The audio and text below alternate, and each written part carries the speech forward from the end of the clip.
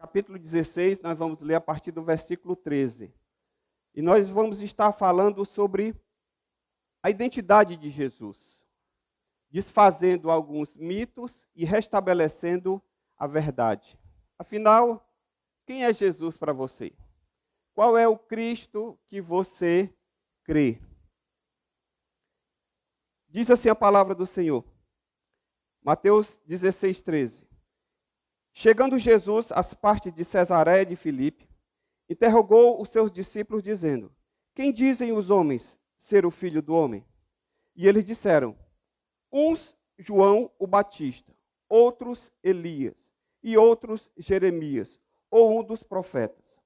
Disse-lhes ele: E vós, quem dizeis que eu sou? E Simão Pedro respondendo disse: Tu és o Cristo, o Filho do Deus vivo.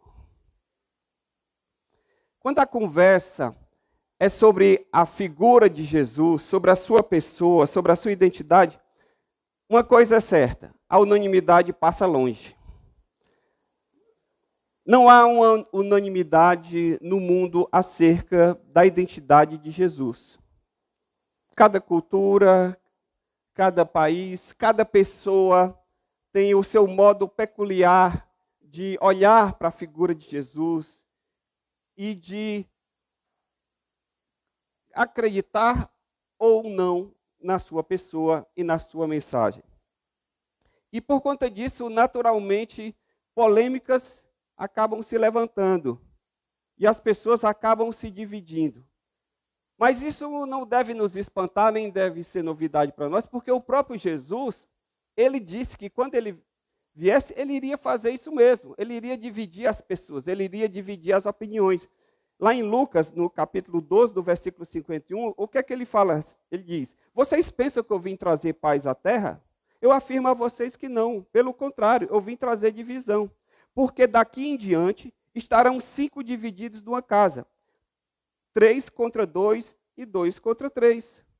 Estarão divididos pai contra filho, contra pai, mãe contra filha, filha contra mãe, sogra contra nora e nora contra sogra. Essas últimas não precisam ser por causa de Jesus, não.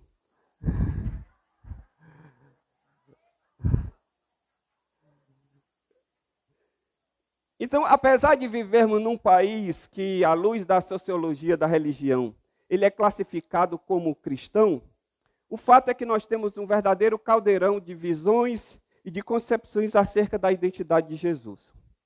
Porém, hoje, nesta manhã, eu gostaria de desfazer algumas concepções equivocadas, seja concepções religiosas ou sejam concepções culturais, que está no imaginário do nosso povo.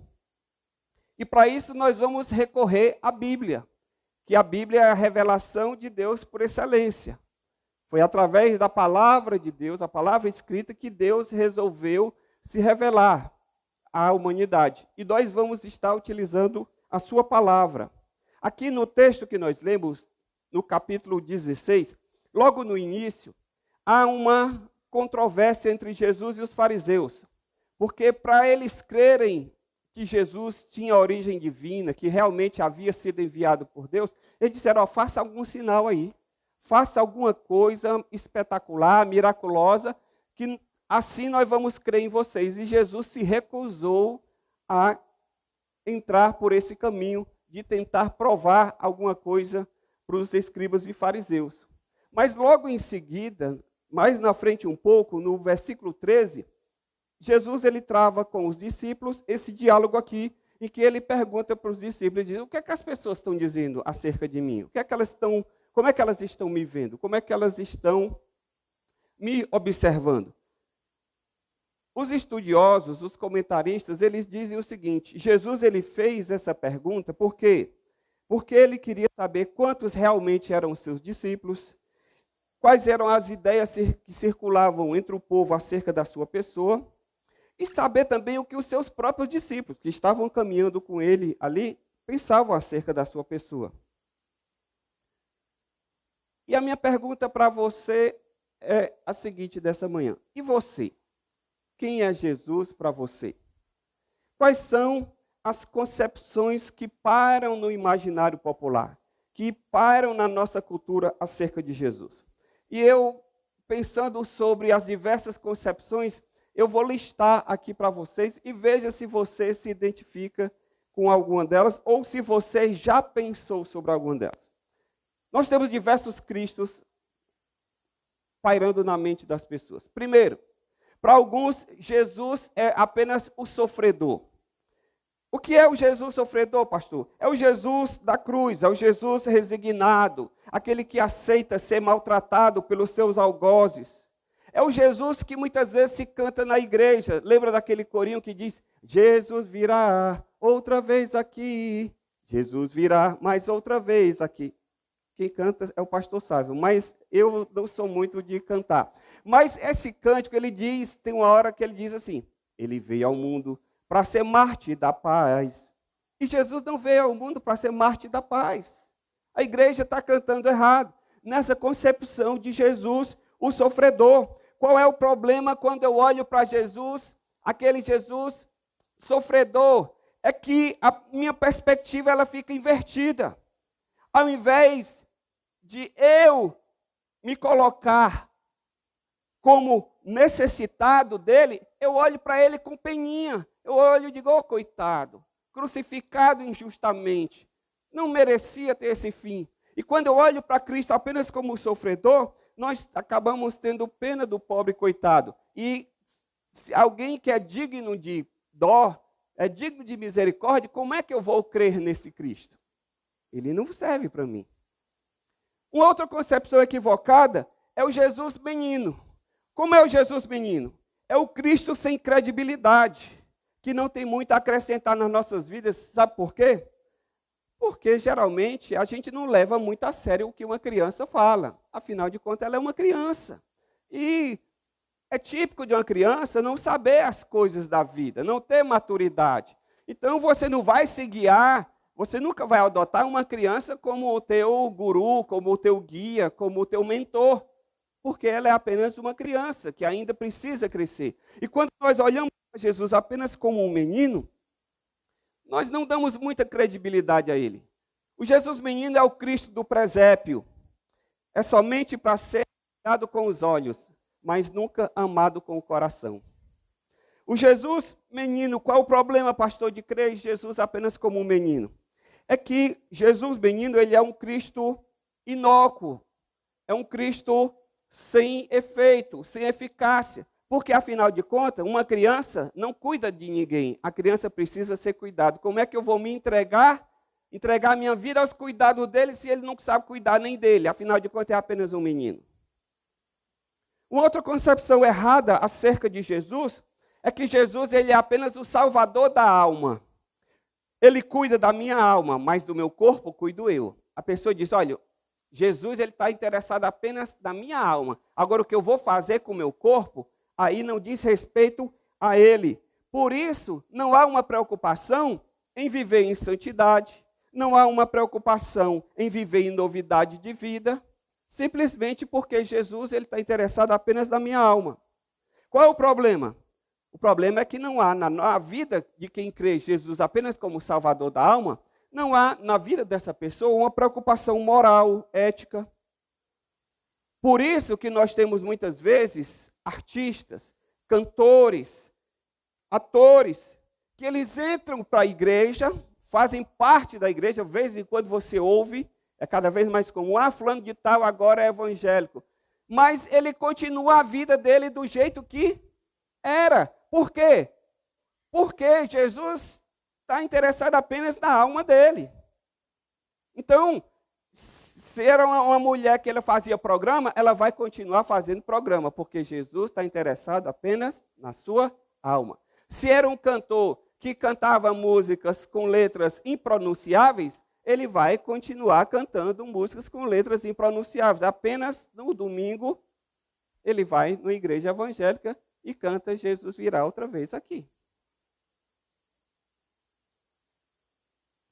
Nós temos também o que eu chamo de o Jesus Papai Noel. O Jesus Papai Noel é o Cristo dos presentes, é o Cristo das benesses. Ele está à nossa disposição para receber os nossos pedidos e despachar a encomenda. O Jesus Papai Noel é aquele Jesus que eu olho para ele apenas como alguém que vai me suprir, apenas como alguém que vai me dar alguma coisa. Por isso eu acabo decretando, por isso eu acabo exigindo os meus direitos e colocando Jesus contra a parede.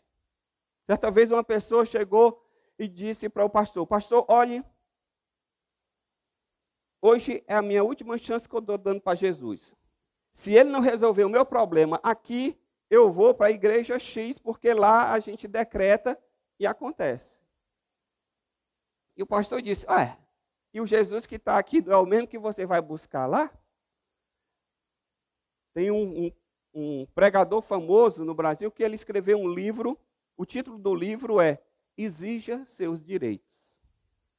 Agora eu fico pensando, se a pessoa for exigir os seus direitos, o primeiro direito que ela tem é de ir para o inferno. Porque a Bíblia diz que o salário do pecado é a morte. Então diz, aplique os meus direitos. Pediu para se acabar. Então, eu não quero os meus direitos, eu quero a misericórdia. Amém?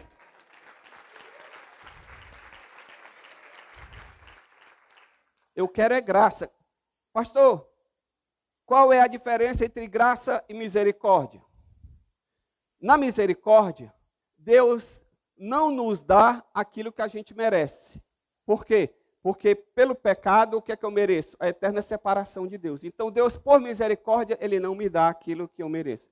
E graça é que Deus me dá aquilo que eu não mereço. Ele me dá a vida eterna, Ele me dá o céu. E aí, pela graça de Deus, eu sou salvo. Então, eu quero andar pela graça e pela misericórdia. Amém? E nunca, jamais exigir nada. O que Deus me dá, Ele me dá por graça e por misericórdia. Qual o problema da gente crer em Jesus apenas como esse Jesus Papai Noel? É porque ele passa a ser para nós um Cristo sazonal. Ou seja, ele não precisa estar na minha vida todos os dias do ano. Ele precisa se fazer presente apenas nas datas religiosas. Na Semana Santa, no Natal, na Páscoa, né? Em que a gente fica mais terno, mais voltado para as coisas espirituais. Então, quando eu vejo Jesus apenas como Papai Noel, é aquele Jesus que apenas está na minha vida em datas especiais. Em algumas datas que eu escolho, mas o restante do ano eu vivo sem considerar a Deus, sem considerar a sua presença na minha vida. Eu vivo para mim, para os meus projetos e para os meus sonhos. Nós temos também o Jesus curador. O Jesus curador é aquele que é o médico dos médicos. Já ouviram essa expressão? Jesus é o médico dos médicos. Mas o Jesus curador, ele é apenas o médico dos médicos, nada mais do que isso. Ele é o plantonista 24 horas, caso a gente precise. Afinal de contas, nem todo mundo tem plano de saúde, nem todo mundo pode contar com o SUS. Então, Jesus é aquele curador, é aquele que vai estar disponível para mim 24 horas. Ele é mais ou menos semelhante a uma carteirinha do plano de saúde, que quando eu preciso, eu aciono. Mas depois que eu recebo a bênção, eu vou embora. Diz, Jesus, obrigado, até a próxima. Qual o problema de crer em Jesus apenas como curador? É que ele está disponível 24 horas para me atender, mas ele não precisa participar da minha vida 24 horas. Ele quer apenas me curar. Está disponível apenas para suprir a minha necessidade. Afinal de contas, nós temos um sistema de saúde falho e que não atende muitas vezes a nossa necessidade. Até mesmo com plano de saúde, você já viu agora nessa pandemia muita gente com plano de saúde top passando aperto. Por quê? Porque o sistema ficou sobrecarregado. Então Jesus é apenas o curador. Nós temos também o Jesus sem poder e sem respeito. Como é o Jesus sem poder e sem respeito? É aquele Jesus que é o Cristo Redentor lá do Rio de Janeiro. Que ele assiste à degradação moral, à violência que paira naquela cidade, mas ele permanece inerte. Ele permanece sem ação indiferente a tudo o que acontece ali. Há um tempo atrás, aqui na Antônio Salles, tinha um barzinho, que eu não sei se é ali onde atualmente é aquele boteco. Eu não sei exatamente onde é a localização. Mas na entrada do barzinho, tinha uma réplica do Cristo Redentor. O cara ia chegar lá e disse, ei Jesus, beleza, eu vou tomar um aqui. É um ponto de encontro.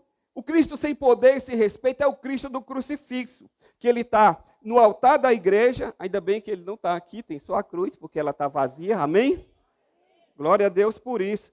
Mas ele está também nas salas dos órgãos públicos, onde acontecem as negociações corruptas. Ele está lá no Congresso Nacional, onde todo mundo parece que é muito religioso, porque em cada negociação ele leva um terço. Muitas vezes está no judiciário, nas câmaras legislativas, nas assembleias, no Congresso Nacional. Qual é o problema desse Cristo sem poder e sem respeito? É que ele é um Cristo passivo, ele é um Cristo condescendente, ele é um Cristo tolerante e, acima de tudo, totalmente impotente para intervir e fazer. Ele está lá simplesmente como objeto de decoração. É o Cristo sem poder e sem respeito, que a pessoa olha para aquela figura, mas aquilo não lhe diz nada e não traz sobre ela nenhum temor ou tremor. Esse é o Cristo de algumas pessoas. Nós temos também o Cristo passaporte. O Cristo passaporte, ele funciona à semelhança do setor de expedição de passaporte da Polícia Federal. Sua única função é garantir a minha entrada no céu. A pessoa não precisa de um passaporte para entrar num país. Pronto. Quando você tem Jesus apenas como passaporte, ele diz, ó, eu vim aqui só carimbar a minha entrada. Quero que Jesus apenas garanta. A pessoa diz, olha, não, mas você se converteu. Ele disse, eu entreguei minha vida a Jesus. Pode dizer, agora vamos lá, vamos para a escola bíblica. Ele disse, não preciso, eu já estou salvo. Não disseram que eu tinha só que levantar a mão e, olha, vamos ali, vai ter uma oração e lá a gente vai buscar a presença de Deus. Não, eu não preciso, eu já estou salvo. Eu queria só garantir a minha entrada. Não precisa esse negócio de crescer, não precisa esse negócio de se envolver, não precisa esse negócio de compromisso, esse negócio de igreja. Eu tenho uma vida muito agitada, eu não quero, eu quero só garantir. Aí um dia, ela lê lá, eu acho que em Coríntios, ou em Romanos, que Paulo diz assim, alguns serão salvos como que pelo fogo. Ele diz, eu sou um desses aqui. Não precisa de muitas coisas, não. Eu quero só entrar por uma peinha de nada. Só dá para o gasto. Jesus passaporte. Muita gente crê em Jesus apenas assim, como a garantia de um dia ela ir para o céu. Outros creem em Jesus como guerreiro. Como é o Jesus guerreiro? É o Jesus que luta as nossas batalhas, que destrói os nossos inimigos, mas ele é incapaz de vencer o nosso mau gênio e o pecado que muitas vezes nos domina, aquele nosso pecado de estimação. Eu quero Jesus para derrotar o inimigo, eu quero Jesus para batalhar por mim. Mas Jesus, olha, não mexe isso aqui, essa área aqui da minha vida, não. Isso aqui deixa comigo, deixa eu administrar aqui. É o Jesus guerreiro, eu quero Jesus apenas para vencer o inimigo. Eu quero Jesus apenas para marchar. A pessoa diz, olha, o inimigo, ele está queimado. Batendo na madeira, isso é mandinga. Tem nada a ver. E sabia que o nosso está queimado é equivalente a bater na madeira? É mais ou menos isso. A pessoa diz, olha, fulano de tal, isso aqui pode acontecer. A pessoa, cruz credo, diz isso não. Aí você vem para a igreja, aí você não vai mais dizer, cruz credo. Aí você diz, está queimado. Mas é a mesma coisa. Tem gente que, quando estava lá no mundo, ela ia lá na cartomante, ela disse, tira as cartas aí para mim, para ver o que aqui está o meu futuro. Aí ela vai, um dia ela entrou para a igreja, ela se converteu. E agora, ela não vai mais na cartomante, mas ela vai lá naquela irmã de oração, que tem um programa na rádio. Aí ela diz, irmã, tira uma palavra aí para mim. Oh! O que é que você está dizendo? Tira uma palavra. É o equivalente à carta. Só mudou a roupagem. Porque isso está já no seu imaginário. Qual o problema da gente ver Jesus apenas como guerreiro? É que a gente vive preso ao pecado, que a nossa vida ela é cheia de altos e baixos, é semelhante a um tobogã. É uma vida que a gente, como diz o cearense, mais quebrada do que arroz de terceira. É uma vida totalmente instável. Por quê? Porque você tem apenas uma área da sua vida. Jesus é apenas o meu guerreiro, mas o resto deixa comigo aqui. Nós temos também o Jesus burguês. Como é o Jesus burguês? É o Jesus da confissão positiva, da teologia da prosperidade. E também é o Jesus do coach. Agora que eu estou vendo aqui no meu texto aqui, eu coloquei coach, ele colocou coalhada, corela, o corretor, mas é o Jesus do coach. Qual é a função dele? É apenas me prosperar. A função dele é apenas fazer com que eu desenvolva o meu potencial, para que eu possa ter uma vida livre de crenças limitantes. Já ouviram isso?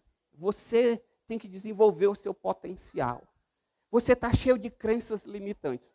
É a palavra que o pau que rola nesses treinamentos. Aí o cara vai, você paga ele R$12.000 para um final de semana, para ele te dizer, tu é bonito, tu és poderoso, tu pode, tu vais. Olha aí, valente, olha aí, olha no espelho aí e diz, tu pode. E aí você passa um final de semana, eu já vi pastor cobrando R$8.000 no curso de coach. Irmãos, misericórdia.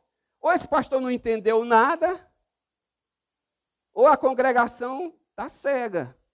Porque evangelho não tem nada a ver com isso. Esse evangelho burguês. A pessoa que crê nesse Cristo burguês, ela não admite passar por lutas, por provações, por privações, por sofrimento, por pobreza. Muitas vezes a pessoa diz, olha, você está passando isso aí porque você está em pecado. Porque se você não tivesse em pecado, a tua vida estava assim, mil maravilhas.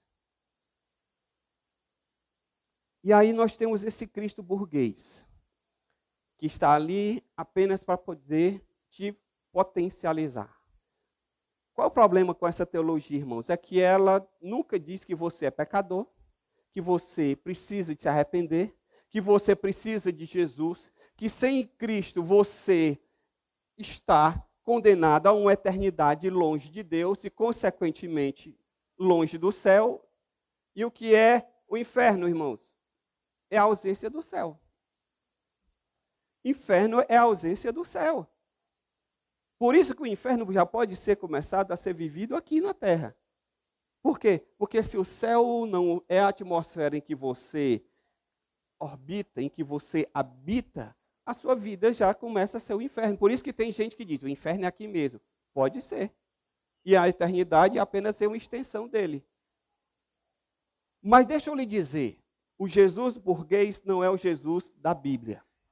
E nós vamos já ver isso. Nós temos também o Jesus amuleto. O que é o Jesus amuleto? É o Jesus de Tomé, que tem que ser visto para ser crido.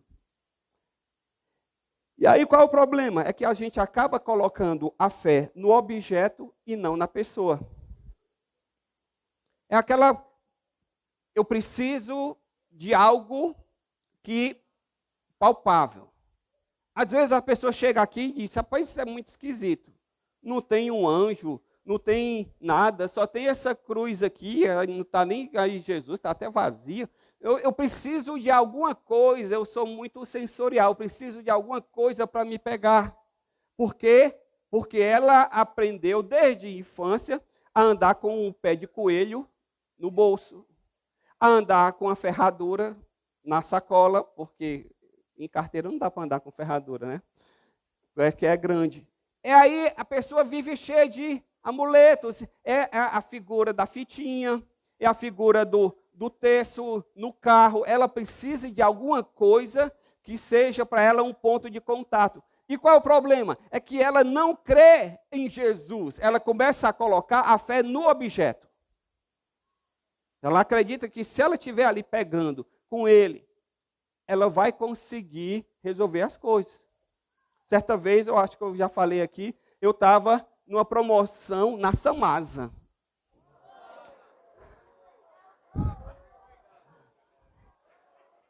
Eu trabalhava no centro, e aí disseram, promoção, liquidação na Samasa. Eu disse, é aqui mesmo. Só comprava lá. Aí eu corri. As pessoas chegavam lá, não queriam nem saber, ela queria pegar alguma coisa. É mais ou menos a propaganda que acontecia no Ronce. Lembra? Na noite anterior, a pessoa disse, bacia de plástico, R$1,99. A pessoa disse, amanhã eu estou lá. Está precisando de bacia? Estou não, mas está R$1,99, né? E aí a mulher aqui na fila, eu peguei lá, não me lembro mais nem o que é que eu estava comprando, eu estava aqui na fila, muita gente para ir no caixa e tinha 2 mulheres. E a mulher aqui com um terço, debulhando o terço. Aí ela está aqui, aí de repente ela olha, falando aqui com a outra. Mulher, olha essa baixela como é bonita. Olha a pessoa, ela está presa a algum amuleto. E ela coloca a fé dela naquilo que ela está pegando, não na pessoa que aquilo está, em hipótese, representando. Nós temos também, por último, Jesus comerciante.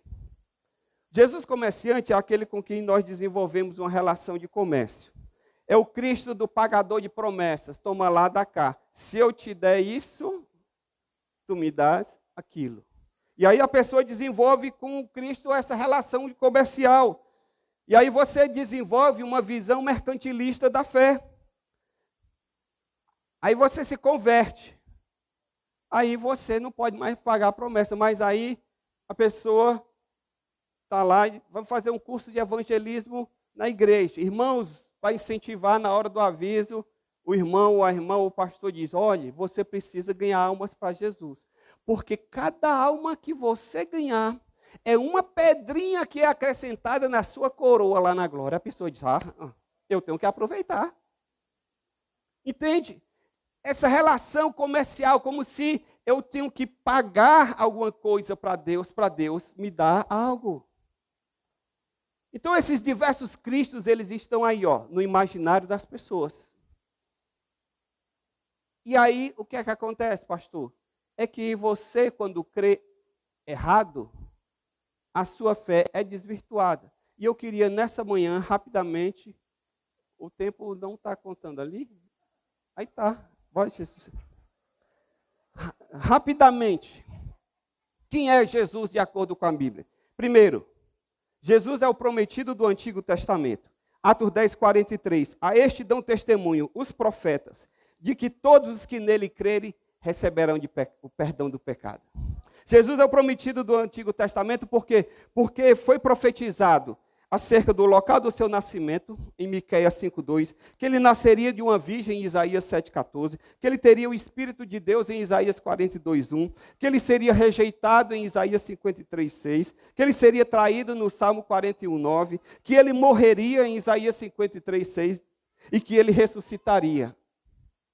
Jesus, ele é o prometido do Antigo Testamento. É aquele que desde os profetas e a lei falavam dele. Desde quando o homem caiu lá no paraíso. A promessa de Deus em Gênesis 3,15 foi que da semente da mulher viria alguém que esmagaria a cabeça da serpente.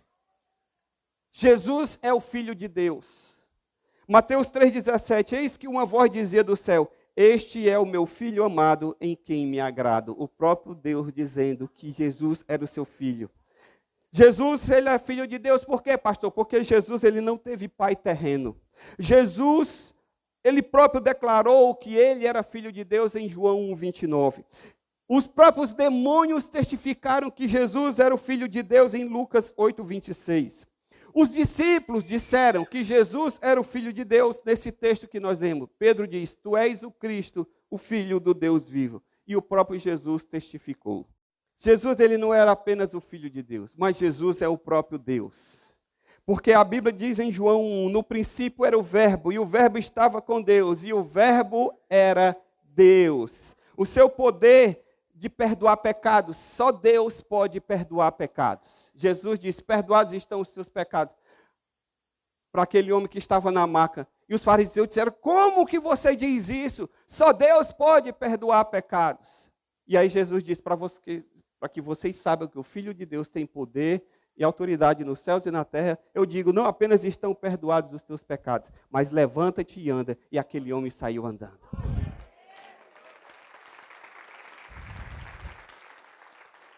Por que Jesus era o próprio Deus? Porque a segunda coisa que Jesus fez, que era um atributo exclusivo de Deus, que era o quê? Permitir ser adorado. Em João 20, 27, a mulher chega, quebra o vaso de alabastro nos seus pés e o adora. E as pessoas ficam horrorizadas. Como é que Jesus se permite ser adorado? Vocês lembram que lá em Atos, Paulo certa vez chegou numa cidade e por causa que Deus o usava em milagres, e aí eles disseram, os deuses nos visitaram e quiseram adorar Paulo, e Paulo não aceitou, disse, rasgou as suas vestes e disse, epa, eu sou homem igual a vocês, eu não posso ser adorado. Por quê? Porque só Deus pode ser adorado, e Jesus se permitiu ser adorado. Aleluia. Quem é Jesus, pastor? Jesus, ele era o homem sem pecado. Hebreus 4,15. Porque não temos um sumo sacerdote que não possa se compadecer das nossas fraquezas. Pelo contrário, ele foi tentado em todas as coisas, a nossa semelhança, mas sem pecado. Quem é Jesus? Jesus é o enviado de Deus. Em João 1,14, o Verbo se fez carne, habitou entre nós e vimos a sua glória como unigênito do Pai. Deus enviou Jesus ao mundo, para se identificar com a humanidade, para se identificar comigo e com você. Porque até então, o que se tinha para perdão de pecados era o sistema de sacrifício. E o sistema de sacrifício, ele era imperfeito, tanto que ele precisava ser repetido quase que diariamente. Por que o sacrifício era imperfeito? Porque era um animal morrendo no lugar de um ser humano. Eram espécies diferentes. Deus envia Jesus, Jesus ele nasce de mulher, ele assume a natureza humana e ele se identifica conosco, para que agora quando ele, ao morrer, é alguém da mesma espécie. Por isso que João Batista, quando olha Jesus vindo se batizar, ele diz, eis o Cordeiro de Deus que tira o pecado do mundo. Jesus é o enviado de Deus. Por que Jesus é o enviado de Deus? Porque Jesus revela o caráter de Deus em João 14,9. Jesus disse, olha, quem vê a mim, vê o Pai. Quer conhecer a Deus? Olhe para Jesus. Jesus, ele revela o plano de salvação, quando ele diz lá em João 14,6, eu sou o caminho, a verdade e a vida. Jesus, ele revela a verdade acerca da morte. Para aquele ladrão, ele diz, hoje mesmo tu vais estar comigo no paraíso. Jesus é aquele que tem todo o poder. Porque em Mateus 28,18 ele diz, é-me dado todo o poder nos céus e na terra. Jesus tinha poder sobre a natureza. Até os ventos e os mares lhe obedeciam. Jesus tinha poder sobre os espíritos malignos, porque Jesus expulsava os demônios. Jesus tinha poder sobre as doenças, porque ele curava os enfermos. Jesus tinha poder sobre a morte, porque ele ressuscitou Lázaro. Jesus é aquele que tem todo o poder. Aleluia! Irmãos, que coisa maravilhosa. Eu poderia parar aqui porque, sabe o que é você servir a um Deus que tem poder sobre a natureza, poder sobre os demônios, poder sobre as doenças, e ainda tem poder sobre a minha vida eterna? O que eu posso mais querer do que isso? Não existe nada que não esteja coberto, que não seja alcançado pelo poder de Deus. Mas Jesus, ele é também o Cordeiro de Deus, porque o próprio João Batista disse: eis o Cordeiro de Deus que tira o pecado do mundo. Jesus, ele não veio ao mundo para ser mártir da paz, não.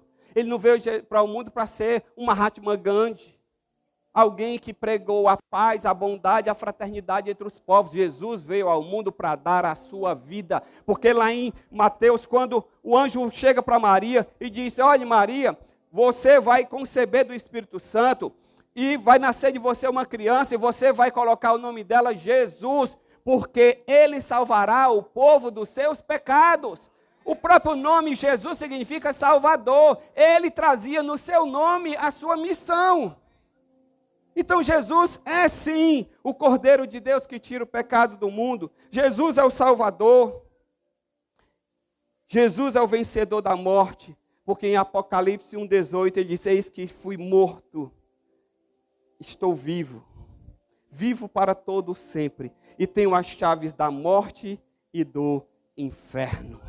Jesus, ele tem o poder sobre a morte. Ele não apenas ressuscitou Lázaro, mas ele próprio ressuscitou. E Paulo diz: olhe, se nós não tivéssemos a esperança da ressurreição, vã seria a nossa fé. Por que você pode descansar tranquilo? Porque Jesus venceu a morte.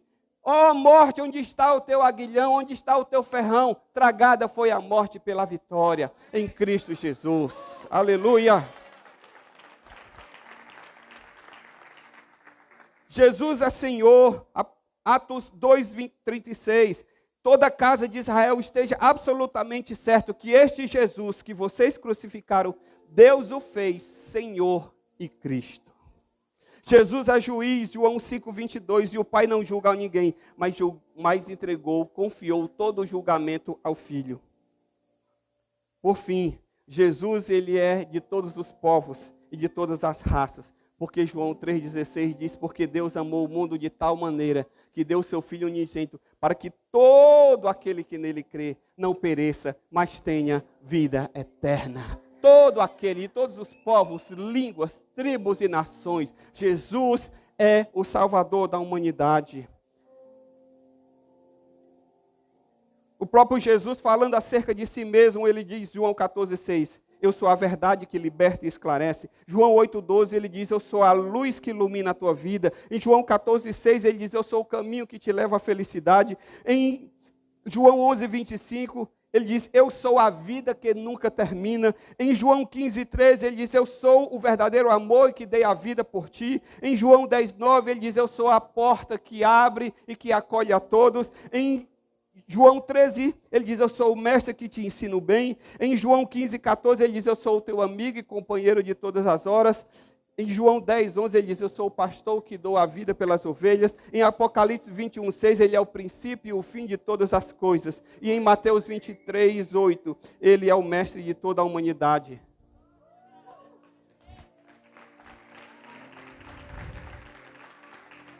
Mateus 20:28, Jesus deu a sua vida por nós. Sabe qual é a grande curiosidade acerca de Jesus? Eu vou dizer rapidinho.